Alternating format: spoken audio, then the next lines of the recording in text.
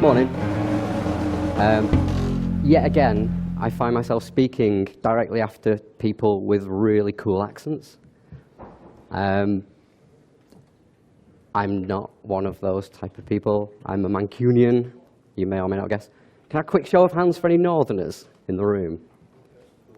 Brethren, thank you. Cool. They might be able to translate afterwards if you ask them.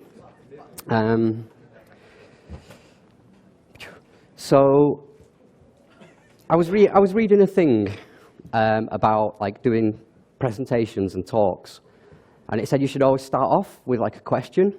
Oh, okay, cool. I like questions. I also kind of like slightly rhetorical ones because I think I already know the answer because I'm a bit like that.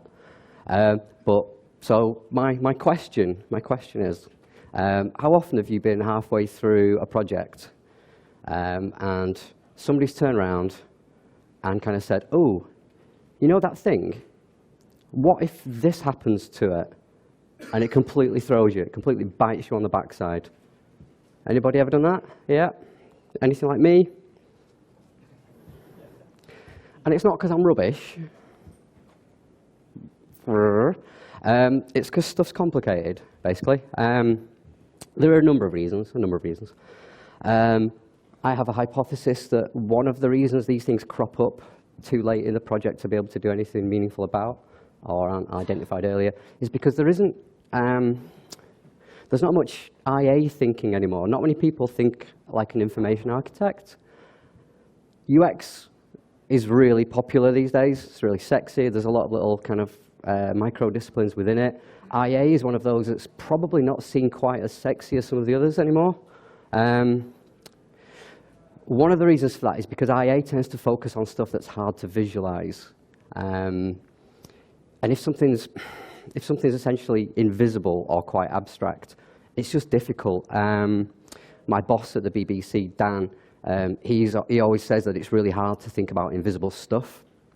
There's a couple of really well-regarded IAs, a guy called Dan Klein, a chap called Peter Morville. They talk a lot about placemaking within information architecture. They use this kind of metaphor of IAs creating places and then the movement between places. So you see the battle we're up against. You see how difficult it is to actually conceptualize some of this stuff. This chap, Jonathan Coleman, is a content strategist at Facebook. He also describes people's journeys into UX. And so I came to UX from being a developer, latterly a front-end developer, but prior to that I used to do full stack when it was a really, really tiny stack, which is basically Perl, flat file kind of CSVs, a bit of PHP, maybe some classic ASP. So it's a very simple stack. God bless you guys now. But everybody comes into UX sort of typically from somewhere else. It's only in the last few years people have kind of drifted into it from university courses dedicated to UX or HCI or whatever universities want to call it. Typically, you come at UX as one of these roles. And then when you're in it, you still find yourself doing these types of things. You might find yourself doing some visual design. You might find yourself doing some content strategy. You might find yourself doing some IA. You might find yourself doing some research like usability testing or desk-based research. You might even have to build some prototypes or even some production code, God forbid. And the problem is, if you're in a role that you came from somewhere else, when things get sticky in that current role, your natural bias is to kind of run back to the things that you like. And I'm the same. I have to really check myself because being a front-end developer kind of originally, I really like wireframes because it's like a nice way of visualizing a thing as you're building it. It's quite tangible. You can look at it, you can prod it and poke it and see if it works. But all that thinking, all that stuff that you're supposed to do before you start sketching, it can be tricky.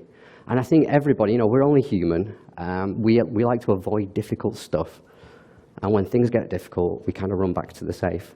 The problem is, if IA stuff is invisible and it's difficult, who does that? So why am I stood here? Right, okay, so I've done this talk a couple of times, and I tend to do it at smaller meetups, usually within a UX community, which is like a bit more of a safe room. So I've got like a thing to confess, but is this a safe room? Is this okay to confess? That's cool. So I really like flowcharts.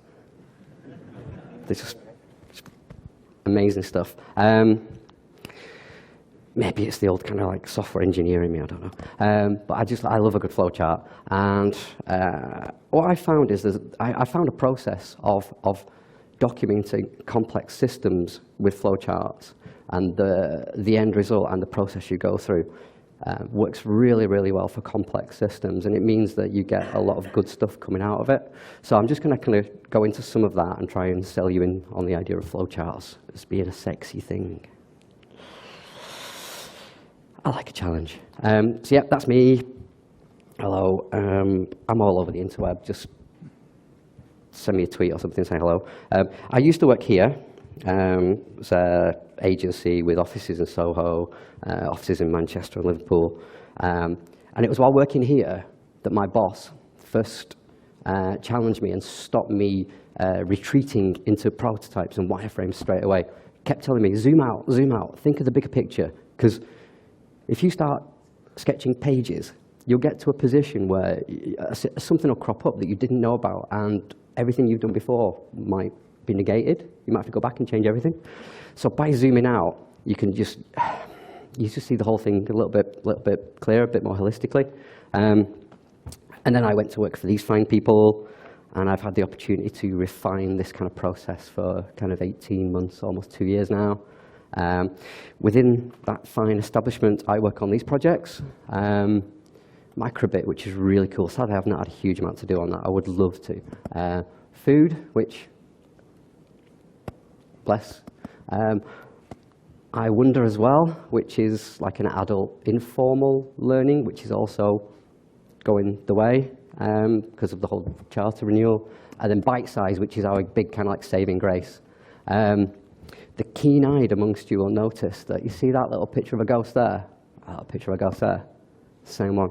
Never say, we don't use your license fee efficiently. But it's really nice working with Bitesize, and I've got a kind of an example of something I've been working on last year to show you. In my spare time, I also do this, which is like UX community with meetups, and we do conferences and workshops and stuff like that. I'm also one of the organizers of this. If anybody's interested, World IA Day is like 1 day a year, February the 18th. All over the world, people have an IA-themed mini-conference. It's usually free or more of like a token, kind of like 5 quid, 10 quid to get into. In the UK, there are Bristol and London, and then we are doing one in Manchester in February, the first one in Manchester. I also really like this stuff. I figured this is a safe room to do this, right? I also really like them. So it's all completely irrelevant to this talk, but I've got the clicker. But if you happen to like any of those, come and find me afterwards and we'll have a chat. So gaps. What do I mean by gaps? So there's a few different things. Gaps in knowledge, it's like a thing we don't know. Gaps in understanding, maybe a thing we thought we knew, but actually somebody else thinks a different thing about it, and there's a gap there. Or just the gaps that we create by avoiding the difficult stuff. So let's talk about them. Stuff's complex, isn't it, these days? I know Per was talking about how you can make your solutions, how you can avoid unnecessary complexity in your solutions, but the thing you're building is still potentially quite complex. If you look at an e-commerce website, you think about all the different stuff that goes on within an e-commerce website. You've got product catalogs that you can browse, that you can search, that you can filter. You've got shopping baskets that you can add stuff to, and maybe promotions kick in then. You've got offers and other kind of marketing stuff. You've got checkout with registration and payment details and all the integration points. They're complex stuff. If you look at apps, they're a little bit more straightforward. If you're only building for one platform, if you're building for more than one platform, suddenly things get complicated. You've got APIs to integrate with. You've got device constraints and stuff like that. Things are complicated. It's not just like a couple of Perl scripts and a CSV file anymore. And the thing is, no one person can know everything about that whole system. There are very few people working in the large e-commerce organizations who know everything about every area of their domain. It's lots of little subject experts all coming together to work stuff out. And the problem is that you can easily miss stuff there, or you think you understand something and somebody else understands it in a different way. And the problem is that everything has an architecture, everything has an information architecture, and if you don't consider it, and if you don't design it, it will design itself, and it'll be a mess. You won't know how it got there. It'll be a big, horrible spaghetti thing, and it'll be way out of control. So what can you do to avoid that? Well, you can find stuff out. You speak to people. But that's not always easy. Has anybody seen W1A? Amazing parody of the BBC. When I started work there, one of the first things people said to me, like kind of my mates, were, "Is it like W1A?" Yes, it is. It's brilliant. So if you think about a complex system with a lot of important stakeholders who look after their little bit of that system, getting all them in the room at the same time to scope stuff out is a nightmare. You've got calendars being rearranged left, right, and center. These are important people, and meetings get bounced because somebody's been gazumped by the head. They need to go and present to them about something. They've got to go and see a partner. They're on maternity leave. There's all kinds of things that mean these kind of meetings are really difficult. So you can't just do that. So what's the alternative? You go and sit in a dark room and kind of make some notes and think about stuff yourself. And then you kind of hatch out of the dark room with a big thing that says, "Ta-da, I've got it, I've nailed it, I know how it works." Good luck with that. That's never right. So I've got a thing, I found a thing, and it revolves around flowcharts. And it's ACE. It uses standard flowchart notation, dead simple. It's got starts and end points, because it's like journeys, and all journeys have starts and end points. It's got some boxes, it's got some arrows. I'm an IA, so the arrows have got labels. I love that stuff. It's got some like decision diamonds for some logic, one input, is it true, yes or no, go somewhere else afterwards.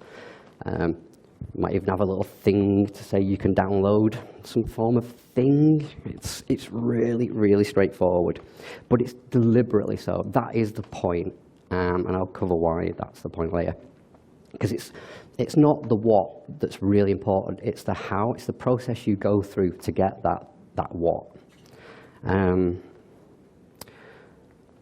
So let's have a quick look. So yeah, start with a zoomed out view when you're doing this stuff. Agree a really high level flow. Get your important people to agree on the really high level stuff. It's dead simple. You think that would take like 5 minutes to do, but even that can spark weeks of conversation in some organizations. So get that stuff done quickly, and then you can worry about the rest later. So project I worked on where we did this approach was the Bitesize app. So GCSE revision guide, flashcards, videos, quizzes, stuff like that aimed at 14 to 16-year-olds in the UK. So what does a flowchart look like for Bitesize? Well, version 1 was that. And it's so straightforward, and that's the point. You start by opening the app. There's some stuff at the beginning. Sign in or create an account to use this app because it's ACE, and this is why. And then you've got a process of like choosing some options, and then you've got the thing itself, the main home screen, and then you've got this kind of like loop of, right, I'll go and do some stuff, come back, go and do some more stuff, and then your mum says, stop playing on your phone and come and get your tea, so you close it and it's finished. And that's that. And that took like a couple of hours to sort out. Because what that did is that already solved the question of, do we have sign-in? Is it mandatory sign-in? Do we have any upsell at the same time as we sign in? Because 2 of the people in the room said yes. 2 of the people assumed it was going to be no. So just doing something like this means you can close off some really fundamental things.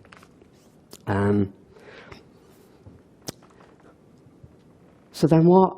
Then you look at your system. You start thinking about all the different areas. So think of that as an area, think of that as an area. Start looking at who's in charge of that, who cares about that, who owns this stuff. Work out who they are, buy them sweets and chocolate, make them your friend. And then work with them, basically. Flesh out the detail on that particular part. And then every time you've added a little bit more detail to it, send it back out to the whole team. Basically fill in the gaps. What you'll end up with at various points will be a bit of a Frankenstein kind of diagram, in that you'll have a big box there and a big box there and loads of really complicated stuff here because you managed to get some time with that person. But over time, the whole thing starts to become fleshed out and it starts to reflect your system so that everybody knows what they're doing. So a later iteration, not much later, I think this is maybe version 2 or 3, where we started to add some more detail. So we started to introduce a bit more of the typical kind of flowchart library sort of language here. So right, are they logged in, yes or no? If they are, oh, have they onboarded? Yes or no? If they have, take them to the home screen. So for most users, after the first time, boom, open the app, straight to the home screen. For other people, oh, let's get them to log in. Oh, hang on, logging in, bit of a sign-in process. So the BBC has a team called My BBC who own login, registration, and the whole kind of account concept. And we use that across news, across sport, across iPlayer, across children's, et cetera, et cetera. So we've got some stuff going on there. Yeah, we've got this onboarding thing. You see, starting to use these slightly different symbols. When you're in a piece of content, actually somebody said, what might be really cool is if the kids can share it on their social media network of choice, because then they can like say, oh, it's like, Kenny, have you seen this? Have you seen this? They go, oh, no, Paul, no. So they can kind of talk about the exam stuff and the content. They don't. Kids don't like to share with their friends that they're revising, because that's like really, really sad. But we put it in. It's a native, you know, it's a 2-minute job. But what this did, it highlighted a number of what we call like sub-processes, basically, where hidden behind that innocuous little box, there's a whole world of stuff. Those 3 were pretty complicated. What was really funny is that bit, out of the whole thing, that bit was the one that the users care about. So when you've got stakeholders who are getting really caught up about this is like a nice little reality check to them, that actually your kids care about that bit. That can be quite nice. What we also learned was that some of this stuff we couldn't answer straight away. So make it red, because like that stakeholder was on annual leave. So we make it red, because red's a really invasive and really brutal color to see in a document. You instinctively want to make it not red. So make it red so that people come back to it. A really good tip. We've got these little annotations because there's some comments that are associated with those somewhere at the back of the document. We've got a different color for this one, because as it turns out, that's actually an API. It's just a black box that we call. We throw some like parameters at it, and they throw us back some more stuff in a session. So we, as kind of designers and developers of this app, don't need to care about that. So that can happily stay as a nice blue thing. Yeah. And the trick with all this is that you need a key. It's a diagram, you need some kind of key. And this is essentially the flowchart library. Whack this at the front of the document, it's all good. So most of these are straight lifts from the standard flowchart library. So you've got manual operations, you've got decisions, automated operations. So that might be like user logs in, that might be system sends an email or something. You've got like the email itself maybe. You've got, this is an interesting little one which I've repurposed. I can't remember what the original usage for, but it was one that you don't tend to use anymore. But that's quite nice for reflecting like something in line has changed, like a confirmation message in line. It's quite nice to show that. But it's really straightforward, and it's only like whatever, 3, 6, it's only like a dozen symbols to remember. So that's really cool. But then the next bit, where it gets really, really powerful, is each of those boxes that represents like a screen or a page or whatever your kind of metaphor is within your system. Create one at the back of the document with the title of it there. Some nice little blank boxes that we'll fill in later. Because then what you can do is give them an ID, because like IAs love IDs, BAs, TAs love ID, developers love IDs. Designers hate IDs, don't know why, they'd rather just use the name. But if you've got two things with the same name, but if you give it an ID, everybody knows they're talking about the same bit, the same thing. It's really nice. You can like weave that into any other documentation. But then, this is the interesting bit. Within that, you just write down the stuff that's on that screen. So within our, for example, within our upsell screen, we know that we've got like a carousel component, and it's going to have 3 panels. Each one of those panels will contain an image and maybe an upsell message. So you just swipe through. And they'll have like a sign in and a register button as well. Maybe on the home screen, we've got like the menu icon, so you can navigate around the app. We've got a little welcome message. Then we've got like some actual content here. We've got the exam subjects, and each exam subject, we've got the name and icon for it, a thing to say whether you've read or unread. So this is really cool. And where this gets really powerful is that actually, if you're using design patterns or really well-established templates, that's enough for most designers, because they'll have a pattern that tells them what a carousel component looks like. They'll have like a pattern that tells them what a list component looks like. So they can go away, and like your designers can design from that without needing to wireframe it for them. Or even more so, your developers can build from that without even needing the designs, because they've already got the visual language and the design pattern ready for it. So you can cut out whole chunks of the process just by thinking a little bit up front about what's on there. And I really like it, which is why I come and talk to people about it. But I appreciate there are a lot of things, a lot of tools that people try and use that achieve similar stuff, maybe not quite as well in my opinion. So I'm going to kind of tell you about why I think these ones are the best. So for a start, there's loads of different tools you can use. There's like Visio, there's loads of online cloud-based ones, and then OmniGraffle, which is my weapon of choice. But because it just uses standard kind of libraries and stuff, every one of these tools comes with the right shapes by default. Tape. Never found a use for tape. So that's ripe for reusing for something else if you find something that looks like it needs a circular icon. What I mentioned before, I love Kim.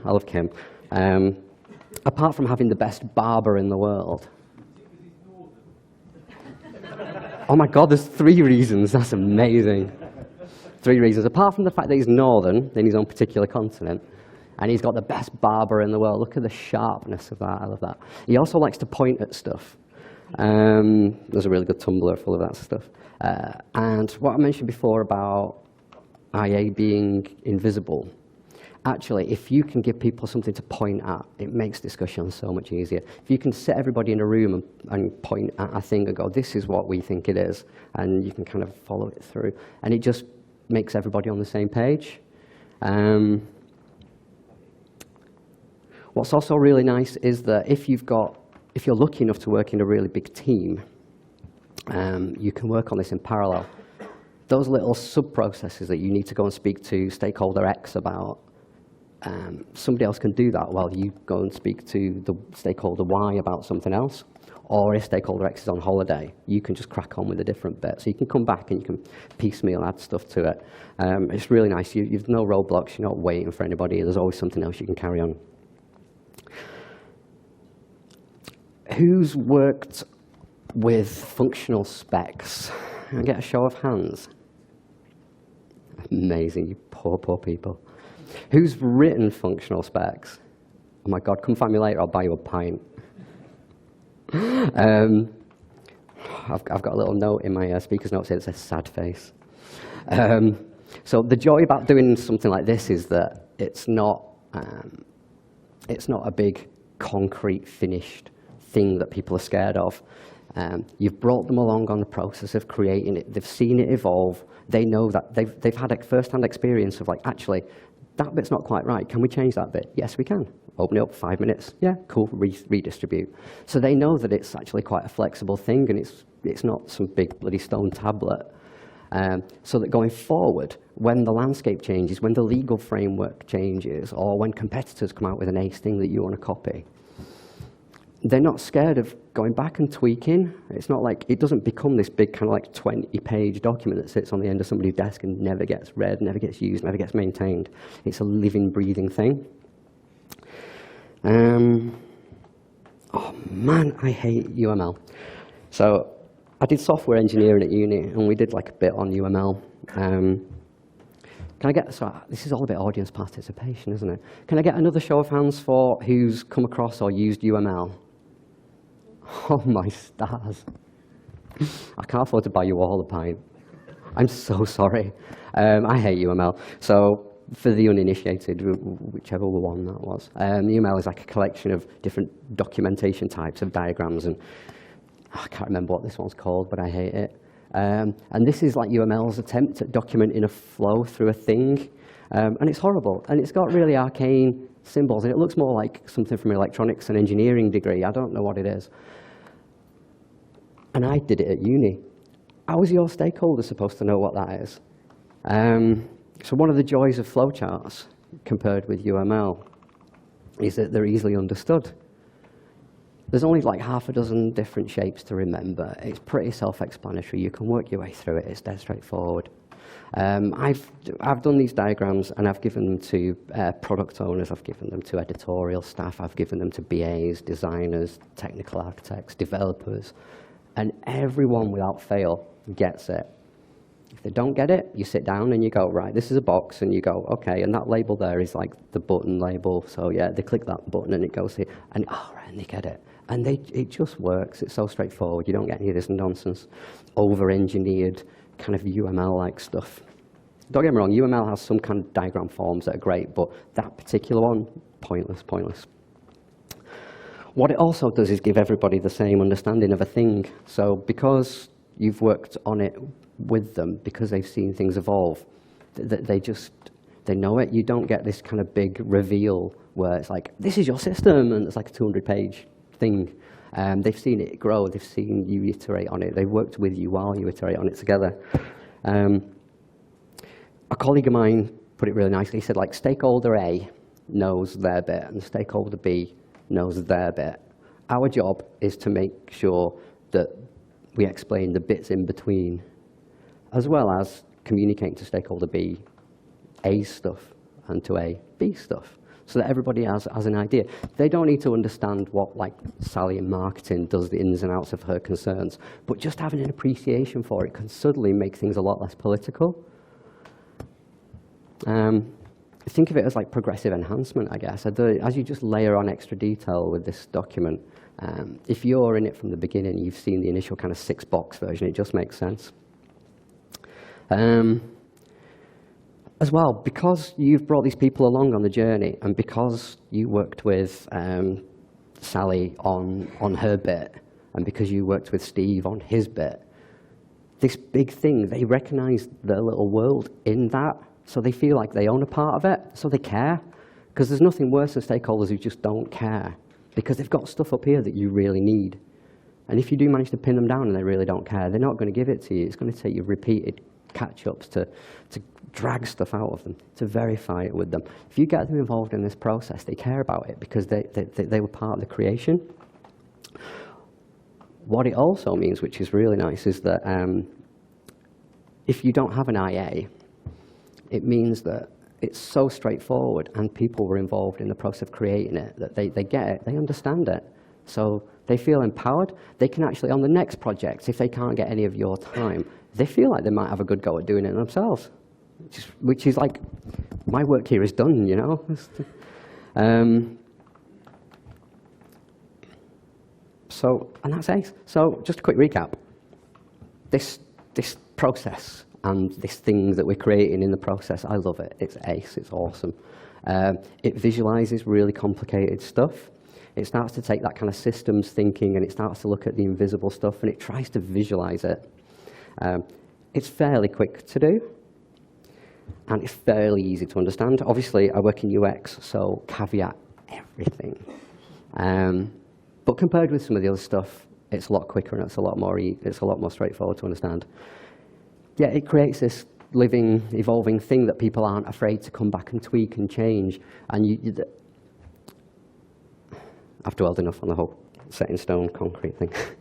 And the idea there's just, you end up with a really solid, really good, really robust picture of your world, the thing that you're trying to design, the thing that you're trying to build, the thing that ongoing you're trying to maintain and add to. And you've got no gaps, so that nothing bites you on the backside. But if you still need convincing, do you remember this slide from the beginning? I really like this. When I started to put together this talk, this is like one of the first pictures I found, and I love it. I felt really pleased because I thought, it's a car. That's a car. And it's a really good example of how complicated a car is. It's a great metaphor for it. And I showed it to my friend. I was like, Louisa, look at this car, look at this car. She was like, that's cool, that's cool. Where's the wheels? And where's the doors? And I thought, oh my God, that's even more perfect a metaphor. Because like the majority of people will have a vague understanding, or maybe they even know about an engine. Maybe they've stripped down an engine before. And they look at it, yeah, that's pretty, yeah, that looks like a car. There's so many things, you can't tell what's missing. It looks pretty much, to all intents and purposes, like a car. But there's some fundamental stuff not there, and that's exactly like what so many projects end up as, because you haven't got all the right people looking at all the right stuff in all the right detail. So yeah, do this, basically. And there's some stuff where I got all those slides. I could have just put Google image search, let's be honest. But, you know, credit where it's due. And that's me. Thank you.